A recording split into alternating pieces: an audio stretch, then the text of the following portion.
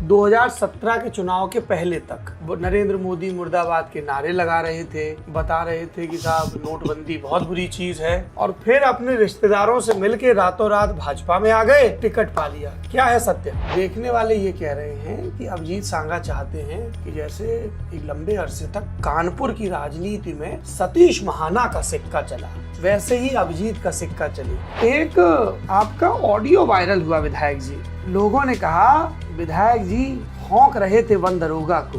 क्या था ये मामला? विधायक अभिजीत सांगा सफाई के काम में अड़ंगा डाल रहे हैं, अपने आदमी रखने और शर्तों के अनुरूप काम कराने का दबाव बना रहे हैं जो नियमों के विपरीत है। मैनेजर और सुपरवाइजर को धमकाया कि 4 दिन में काम बंद ना किया तो दुष्कर्म के फर्जी मुकदमे में फंसा दिया जाएगा। अब आपको बता।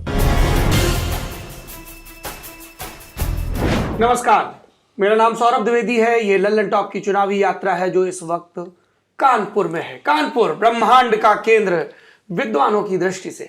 आप देख ही रहे हैं कि हम लगातार सत्ता के दावेदारों से सवाल पूछ रहे हैं, लेकिन उनकी दावेदारी को दम जिनसे मिलता है अब उनसे सवाल पूछने की बारी है। आज बातचीत में मेरे मेहमान हैं बिठूर क्षेत्र से भारतीय जनता पार्टी के प्रत्याशी और सिटिंग विधायक अभिजीत सिंह सांगा। काफ़ी चर्चा में रहते हैं विधायक जी। कभी इश्तेहार छपवा कर कहते हैं कि मुहर्रम नहीं मनने देंगे, कभी कहते हैं ताजिया नहीं निकलने देंगे, माई का लाल जैसे शब्दों का इस्तेमाल करते हैं। समर्थक कहते हैं भैया हमारे इतने पॉपुलर हैं कि कंगना रनौत भी इनको फॉलो करती हैं। विरोधी कहते हैं विधायक जी नए नए भाजपा में आए हैं इसलिए हिंदूवादी नेता की छवि बनाना चाहते हैं।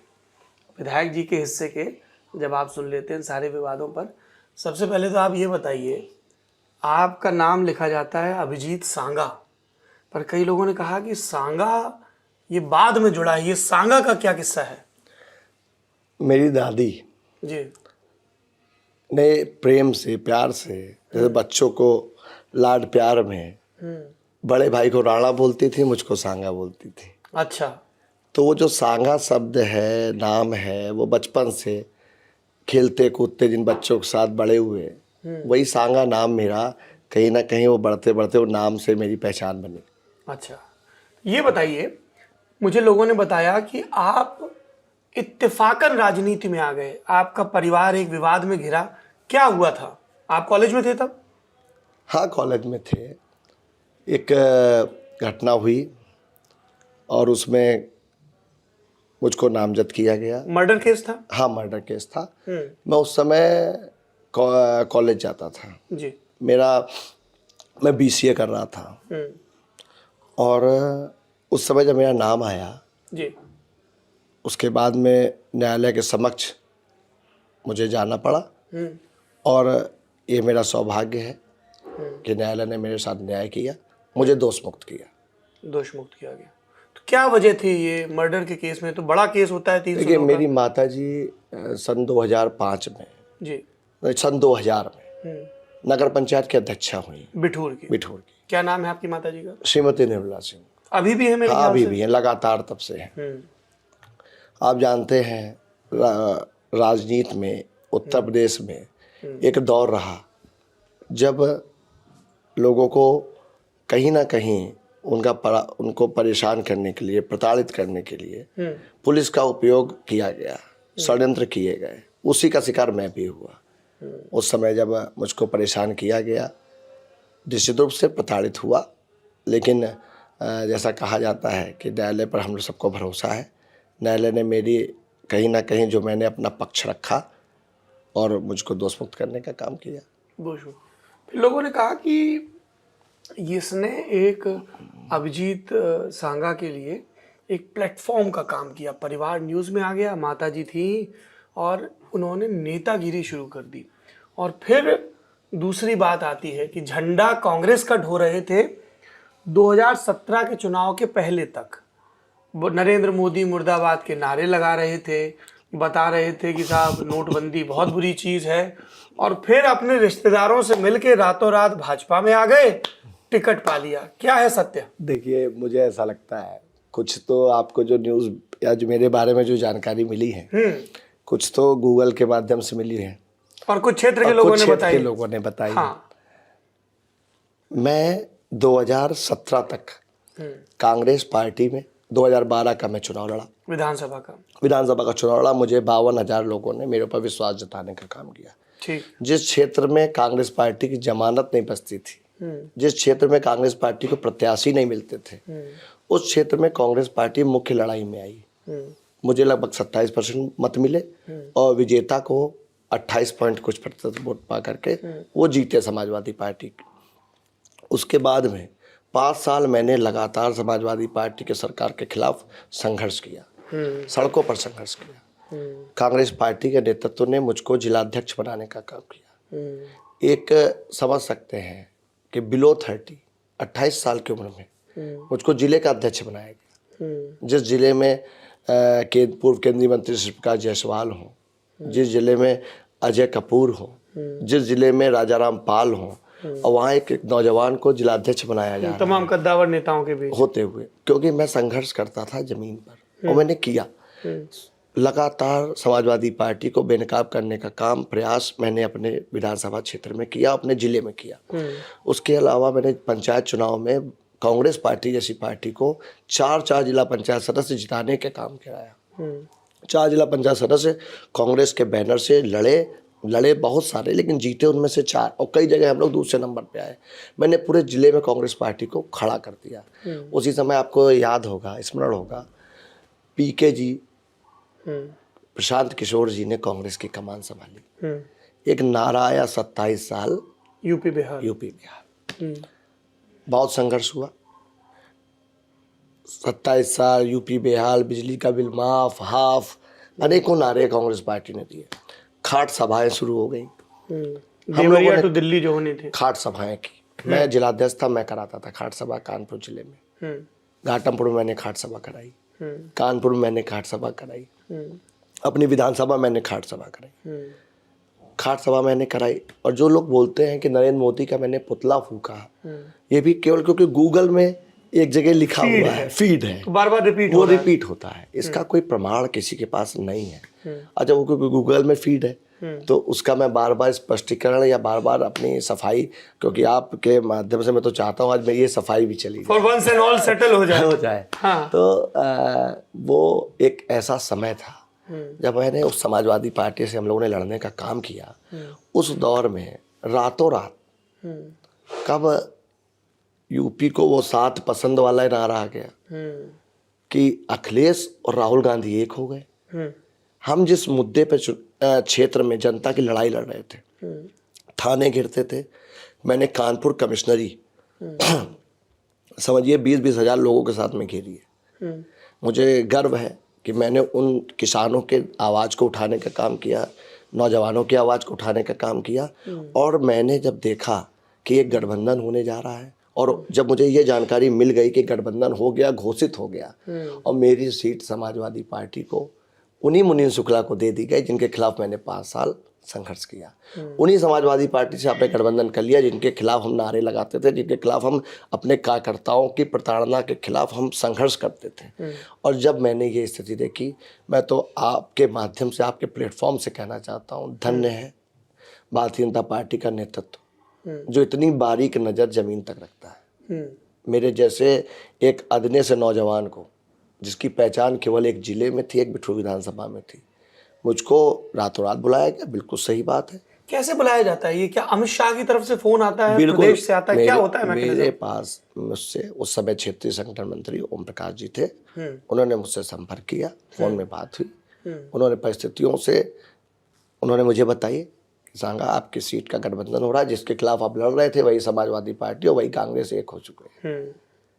आप आइए, आपका इस पार्टी में पूर्ण रूप से सम्मान होगा, आपके साथियों का सम्मान होगा, और जिस विचारधारा से आप काम कर रहे हैं, हम उस विचारधारा के साथ आपको ताकत देने का काम करें। ये संगठन मंत्री ने जी। और मैं गया। और रही बात मेरे रिश्तेदार की, जो आप लोग कहते हैं सब लोग वो हमारे रिश्तेदार हैं। ये बात कर रहे हैं इधर कानपुर क्षेत्र के, जो भाजपा की दृष्टि से संगठन का क्षेत्र है, अध्यक्ष हैं मानवेंद्र सिंह जी। रिश्तेदार लगते हैं आपके? बिल्कुल रिश्तेदार लगते हैं। और जो लोग आरोप लगाते हैं, मैं उनसे ये पूछना चाहता हूँ, एक समाज का होना, एक जाति का होना, इसको आप रिश्तेदारी से परिभाषित कर देंगे। वो रिश्तेदार मेरे फूफा जी हैं, उनके छोटे भाई, मैं आपको रिश्ता भी खोल के बता रहा हूँ, क्योंकि आपके बीच में मैं आज हर बात साफ करना बात चाहता होनी चाहिए लल्लन हूँ टॉप कि लल्लन टॉप के माध्यम से मुझे पता है कि आज मैं अपने कैरेक्टर को आपके माध्यम से समाज के सामने और इस देश के सामने, प्रदेश के सामने, अपने क्षेत्र के सामने प्रूव कर सकता हूँ। तो वो मेरे रिश्तेदार हैं, लेकिन मैं आज आपको बताना चाहता हूँ कि उनका कर्तव्य निष्ठा, उनके काम, उनके कार्य अभी तक आप लगातार देख रहे हैं कि हमारे कानपुर बुंदेलखंड क्षेत्र में जितनी विधानसभाओं में वो काम कर रहे हैं लगातार। देखिए कहीं ना कहीं हार और जीत जो होती है वो आपके काम का पैमाना होती है। अगर आपकी परफॉर्मेंस तभी अच्छी मानी जाएगी जब आप जीत रहे हैं। तो कानपुर बुंदेलखंड क्षेत्र में अभी तक के जो परिणाम आए वो निश्चित रूप से अच्छे आए। अभी आगे आने वाले समय में भी ज़्यादा दूर नहीं है, 10 तारीख को परिणाम आएगा। और क्षेत्रीय अध्यक्ष जी ने अगर अच्छे काम किए हैं, अगर किसी के साथ पक्षपात नहीं किया है, तो निश्चित रूप से भी परिणाम बता देगा। तो विरोधी का तो काम है विरोध करना, वो तो उनका चरित्र है। कोई ना कोई चेहरा हमेशा हमारे सामने होगा, चाहे वो टिकट मांगने में हो, चाहे वो चुनाव लड़ने में हो। तो ये तो हम जान रहे हैं कि इस महाभारत में हमको किसी ना किसी सामने तो लड़ना ही है। अच्छा, आप किसी के सामने लड़ने की बात कर रहे हैं।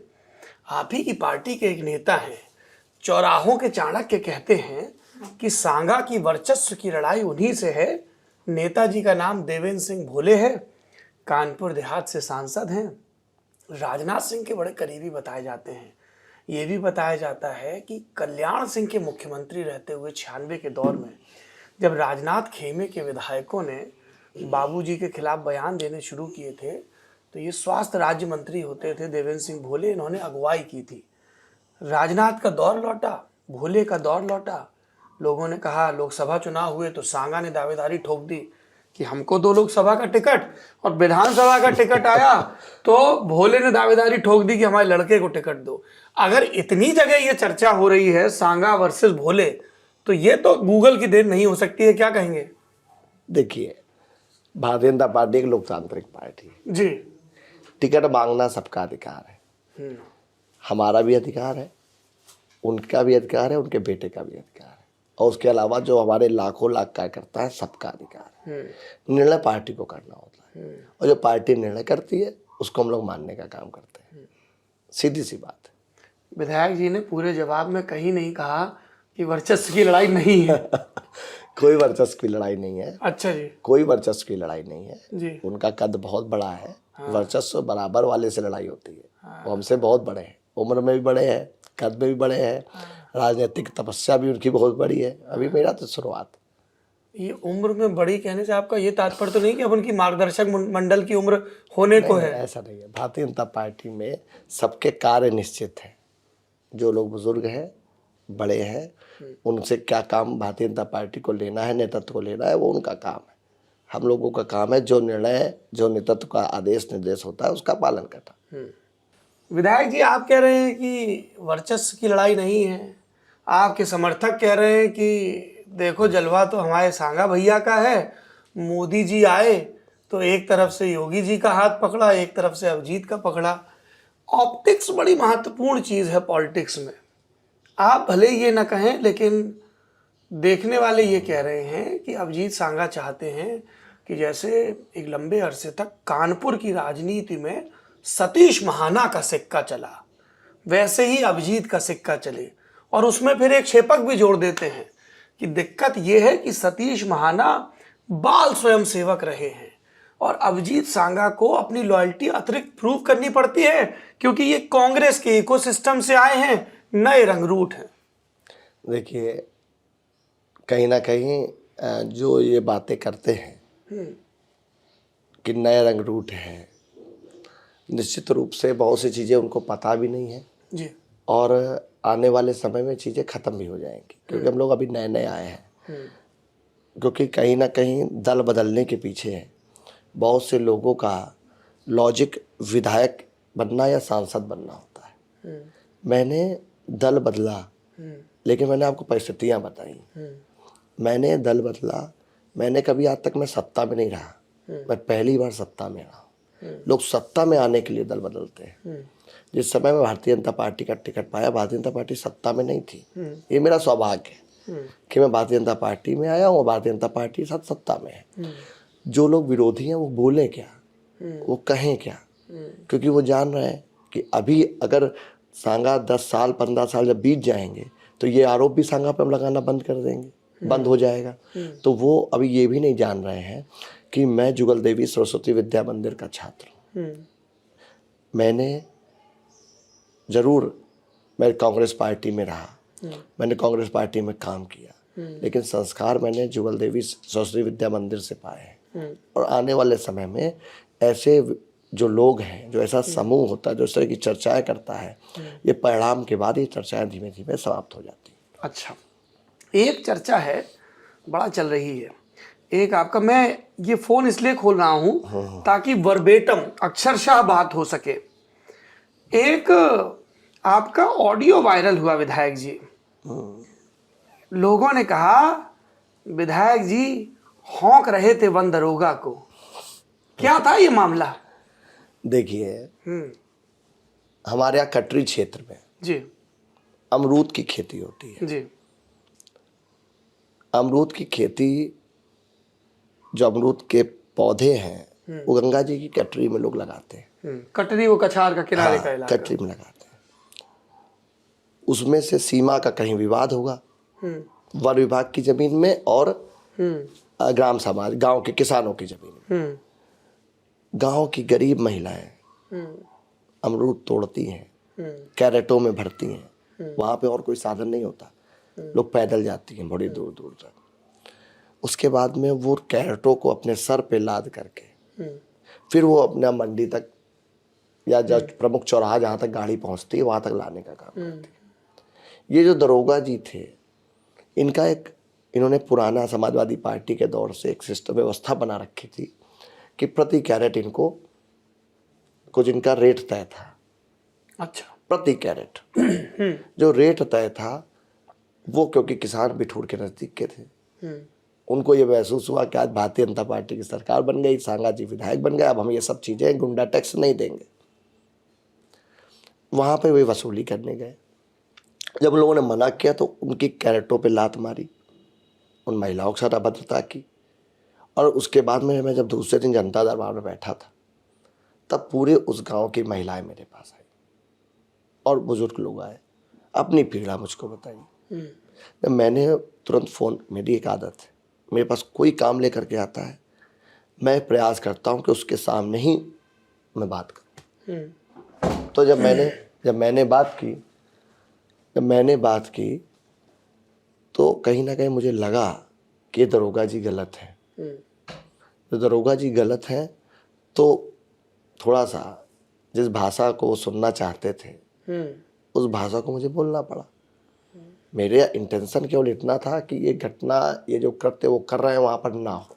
अगर कोई सरकारी अधिकारी भ्रष्टाचार कर रहा है तो विधायक जी ने मुकदमा क्यों नहीं लिखवाया, FIR करवा देते? निश्चित रूप से उन पर मैंने कार्रवाई कराई, उनकी जांच हुई और उन लोगों से जाकर के उन्होंने माफी मांगी जो किसान आपने उनसे पूछा नहीं कि मेरा ऑडियो कैसे लीक हो गया?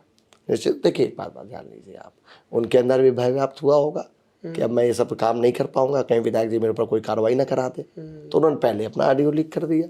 आप कह रहे हैं कि भय व्याप्त, और कई और अधिकारी भी कह रहे हैं कि सांगा भय व्याप्त करवाते हैं। गंगा घाट की सफाई का जिम्मा एक कंपनी को मिला। कंपनी ने एक चिट्ठी लिखी लखनऊ। क्या लिखा? विधायक अभिजीत सांगा सफाई के काम में अड़ंगा डाल रहे हैं, अपने आदमी रखने और शर्तों के अनुरूप काम कराने का दबाव बना रहे हैं जो नियमों के विपरीत है। मैनेजर और सुपरवाइजर को धमकाया कि 4 दिन में काम बंद ना किया तो दुष्कर्म के फर्जी मुकदमे में फंसा दिया जाएगा। अब आपको मैं बताऊं जी, बहुत अच्छा विषय आप ले आए। एक घटना होती है, इनका एक सफाई कर्मचारी जो हमारे बिठूर का निवासी है, इनके यहाँ काम करने के दौरान उसकी मृत्यु हो जाती है। इस कंपनी के अंदर मृत्यु होती है।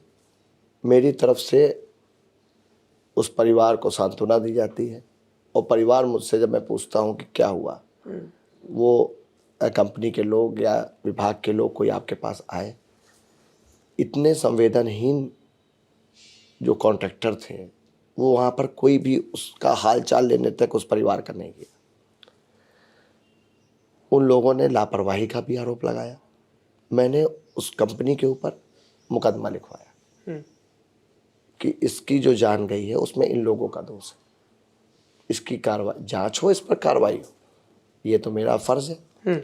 ये मैंने जब कराया तो कहीं ना कहीं अपने आप को फंसता देखते हुए इन लोगों ने एक तरफ ये कहा कि दुष्कर्म का आरोप लगाते हैं, मेरे ऊपर आरोप लगवाया, और जो उसमें दोषी थे जिनके ऊपर FIR हुई थी उन्हीं के परिजनों से वो तो जांच हुई, जांच में सब चीज़ें साफ हुई जी। और कहीं ना कहीं इसमें बहुत बड़ा एक षड्यंत्र था, बहुत बड़ा षड्यंत्र था, बहुत बड़े बड़े लोग इसमें शामिल थे कि इस प्रकरण में मुझको किसी तरीके से फंसा दें।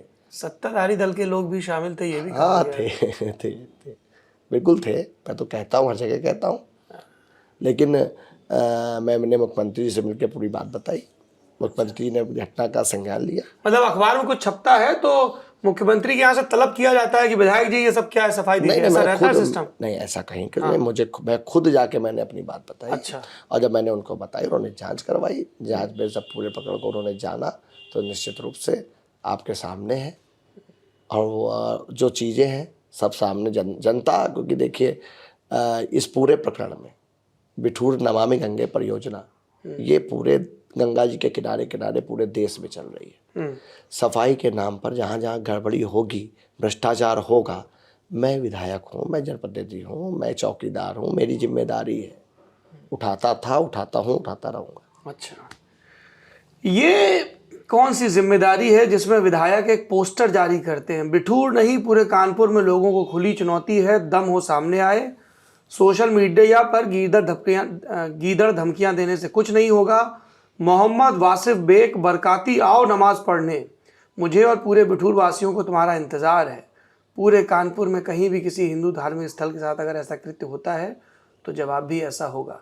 ये ब्रह्मनगर का मामला था, ब्रह्मनगर 18 जनवरी 2021। जी, क्या मामला था? ये प्रकरण देखिए, हमारा जो बिठूर है ब्रह्मावर्त क्षेत्र है जी, गंगा जी के तट पर बसा हुआ पौराणिक और धार्मिक क्रांतिकारी धरती है। उस धरती पर मैं एक ऐसा वातावरण जो ये लोग बनाने का प्रयास लोग करते हैं। कौन लोग? एक धर्म विशेष के लोग।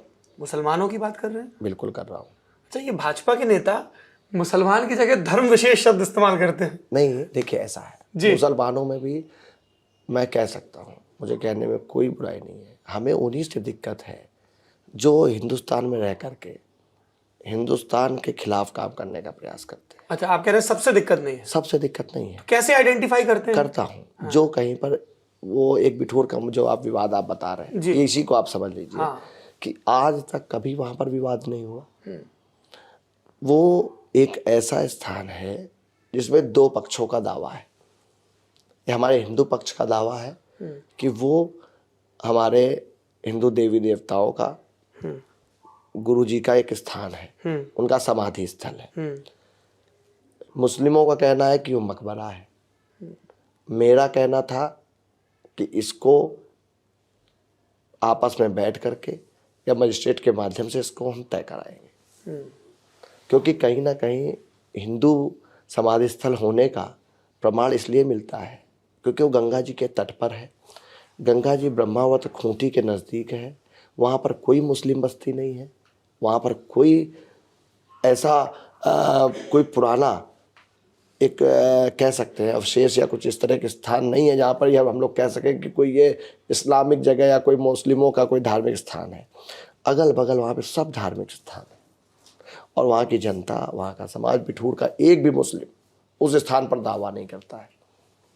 अगर बिठूर का मुस्लिम दावा कर रहा होता, ये कौन दावा कर रहे थे? ये कानपुर से जाकर के जो अपने आप को मौलवी कहते हैं, जो अपने आप को कुछ हाजी थे, कुछ मौलवी थे, वहाँ जा कर के उन्होंने बाकायदा अपना आपस में डोनेशन किया।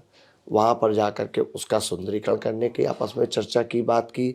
बिठूर में जा कर के मुस्लिमों को भी अपनी तरह से समझाने का प्रयास किया कि वो लोग भी इसकी अगुवाई करें, और वहाँ पर एक अपना बड़ा सा मकबरा या मस्जिद या जो भी बनाना चाहते हो वो बनाने का वो प्रयास कर रहे थे।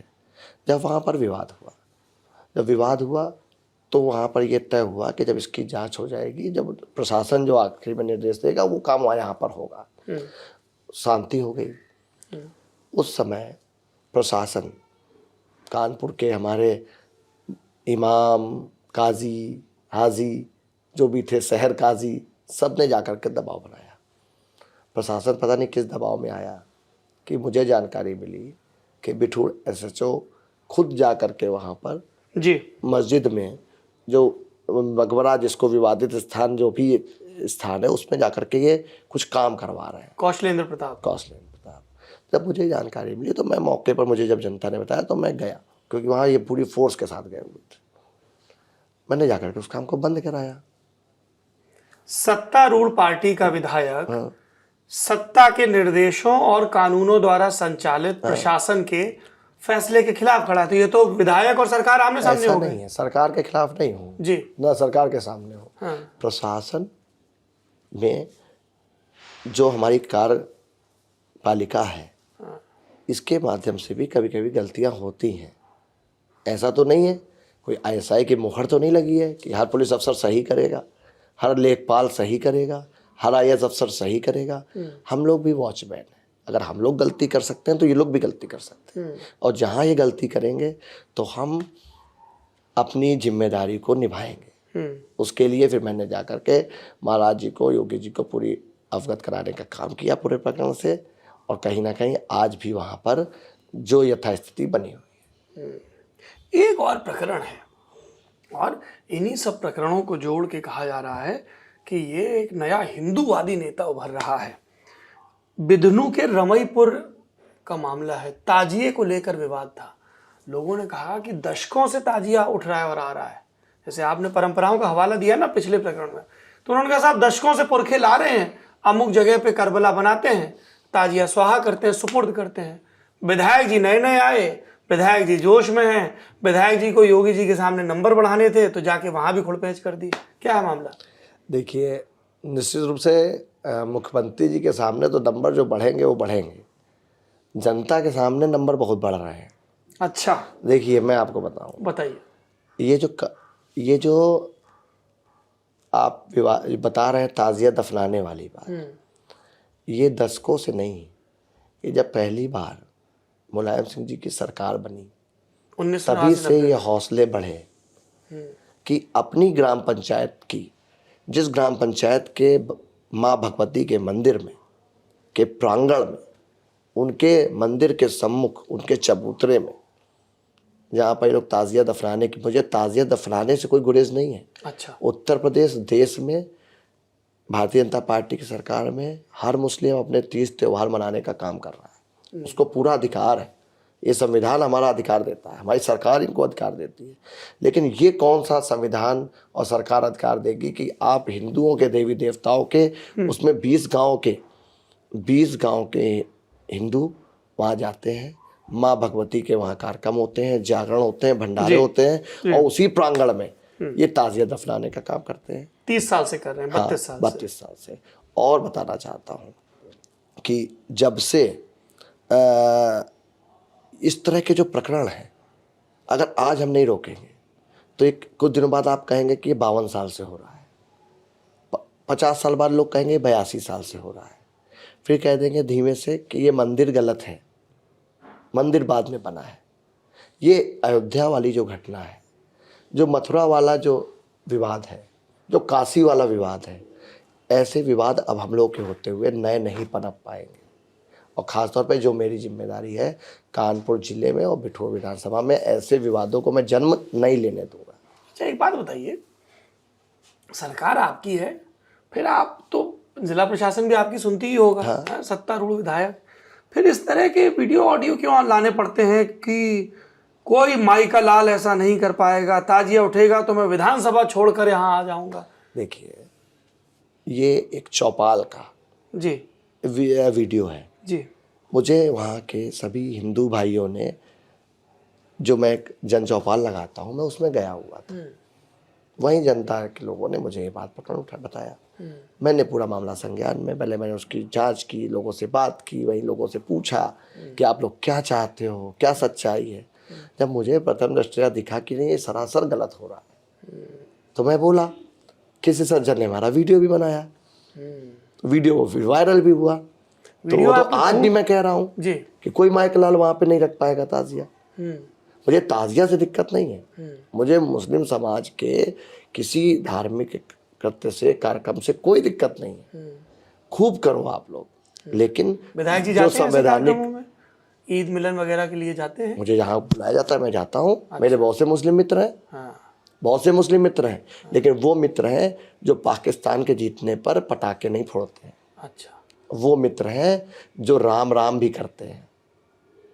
जो राम राम करेगा, जो हम लोगों से तो राम राम करेगा उसी से दोस्ती करेंगे? बिल्कुल, हिंदुस्तान में आप रहेंगे और राम को अगर गाली देंगे तो हम लोग आपसे नहीं नहीं, ये दो सेंटेंस बड़े दो ध्रुवों पे हैं। राम राम कहना और राम को गाली देना। मान लीजिए कोई राम राम नहीं कह रहा है, सलाम वालेकुम कह रहा है ना, और राम को गाली भी नहीं दे रहा है ना, तो उससे हाँ, उससे मित्रता है। अच्छा है। देखिए राम राम, आराध्य को गाली ना दे, आराध्य ये आपका वो है। आराध्य को गाली ना दे, आराध्य को आप शब्द ना बोले, हिंदुस्तान में रहे, भारत माता की जय बोले, भारत माता को डायन ना बोले। अच्छा, यही विषय है। अब्दुल हमीद को मानिए, कलाम साहब को मानिए, उनको हम भी मानते हैं, सम्मान करते हैं। बहुत से हमारे मुस्लिम भाई हैं, मैंने अपने पैसे से इलाज कराया है, अच्छा। किडनी बदलवाई है। ये मुस्लिम भाइयों की बात हो रही है विधायक जी, सिख भाई भी आपसे बड़े नाराज थे, ट्वीट डिलीट करना पड़ा आपको। नहीं, देखिए उस पर भी बता दीजिए, मैं बता दूं प्रकरण क्या है। इंदिरा गांधी समझने की भूल मत करना, नरेंद्र दामोदर दास मोदी नाम है, लिखने को कागज और पढ़ने को इतिहास कम पड़ जाएगा। आपका जो ये ट्वीट है, आपने मेरा खंडन भी, आपका ट्वीट मेरा ट्वीट है आपने, क्योंकि ये आपने एक ट्वीट बता दिया, नहीं उसके बाद आपने डिलीट किया, फिर दूसरा लिखा। तो उसको क्यों नहीं पता? आएंगे ना, पर आपका जवाब तो सुन लें। मैं सब लिख के लाया हूं। मेरा जवाब ये है, कुछ आधा अधूरा मेरा नहीं। जवाब ये है, जी बताइए। हैंडलर से गलती हुई। अच्छा, हैंडलर से, जो आपका ट्विटर सिख समाज, देखिए मेरे बहुत से मित्र हैं, और सिख समाज वो कानपुर में समाज तो बड़ी है, आबादी है। वो समाज है जिसने सनातन धर्म की रक्षा की है। आज अगर हमारा जो सनातन धर्म जो फल फूल रहा है, उसमें सिख समाज का बहुत बड़ा योगदान है। और ये जो ट्विटर हैंडलर ने गलती किया है, उसको मैंने पनिश भी किया है। अच्छा, मैंने उसको हटाया भी है। और एक हम लोगों के लिए सीख है कि इन लोगों पे डिपेंड नहीं होना चाहिए। तो ये तो मैं साफ गोई से आपके बीच में बात कर रहा हूँ जी। मेरे सिख समाज के साथियों ने मेरा पूरा साथ देने का काम किया, इसीलिए वो अगला ट्वीट आया कि मेरा शब्द सिखों की हत्यारी कांग्रेस के खिलाफ है। ये अगला ट्वीट था। लोगों ने कहा कि लखनऊ दिल्ली से डांट पड़ी, उसके बाद नहीं, देखिए एक बात समझिए, पहली बात तो किसी ने मुझसे इस बारे में नहीं पूछा, क्योंकि मैंने तुरंत जवाब दे दिया। जब मैंने तुरंत जवाब दे दिया, तो जवाब देने के बाद में मैंने अपनी जब सफाई दे दी, तो मुझे लगता है स्पष्टीकरण और अपनी क्षमा से बड़ी बात तो कोई हो नहीं सकती। क्योंकि वो ऐसा समाज है, हमारा सिख समाज, जिसका सम्मान मुझे लगता है हर भारतवासी करता है, पूरा विश्व करता है। बहुत गौरवमय इतिहास है। अच्छा, एक आपके जिले के पुराने विधायक हैं, उनके साथ आपका नया इतिहास शुरू हो गया है, इरफान सोलंकी। क्या उन्होंने ऐसी मांग कर दी थी विधानसभा अध्यक्ष से कि आप खफा हो गए?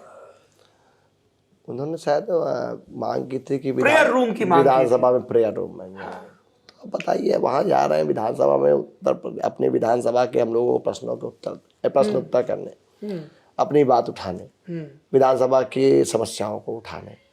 केवल हर जगह किस तरह उनके यहाँ, क्योंकि 60% 50% मुस्लिम वोट है, हाँ 50% मुस्लिम वोट है, वो डर रहा है कि कहीं मुस्लिम वोट ना बढ़ जाए।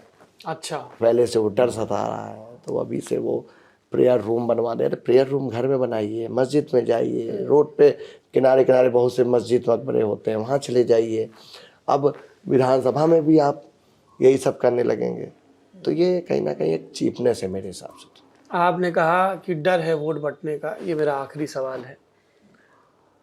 डर लोगों ने कहा अभिजीत सांगा को भी है, एक नैरेटिव चलाया जा रहा है कि ये जो सरकार है, एक वर्ग के द्वारा टी सीरीज, ये शब्द इस्तेमाल किया जाता है, टी गोज फॉर ठाकुर, कि साहब टी सीरीज सरकार है। और सतीश चंद्र मिश्रा जो बसपा के नेता हैं, वो तो इंटरव्यू में बार बार खुशी दुबे की क्या गलती थी, और चूंकि आप ही के क्षेत्र का वो प्रकरण है, बगल का है, आसपास बिठूर के आसपास का प्रकरण है, बिकरू वाला, तो वो भी प्रकाश में लाया जाता है। सपा में आपके सामने मुनींद्र शुक्ला हैं। तो ये एक नैरेटिव है कि साहब ब्राह्मण नाराज है, ब्राह्मण नाराज है। अब विधायक जी जब बिठूर से जीते होंगे तो उन्हें सब समाज का मैं मान के चल रहा हूँ वोट मिला होगा। 58,000 से जीते थे जी, आप। 58,000। तो आपको क्या ये चुनौती दिख रही है कि एक पॉलिटिकल नैरेटिव चलाया जा रहा है, आप इसको कैसे काउंटर कर रहे हैं, क्या कहना है आपका? देखिए, अगर आप केवल मेरे विधानसभा चुनाव की बात करेंगे, मेरे क्षेत्र की बात करेंगे, तो सबसे पहली बात तो ये है कि ब्राह्मण वर्ग जो है कहीं ना कहीं समाज को दिशा देने वाला वर्ग है, और ब्राह्मण वर्ग में सही गलत, धर्म अधर्म सब समझने का ऊपर वाले ने कृपा कर रखी है।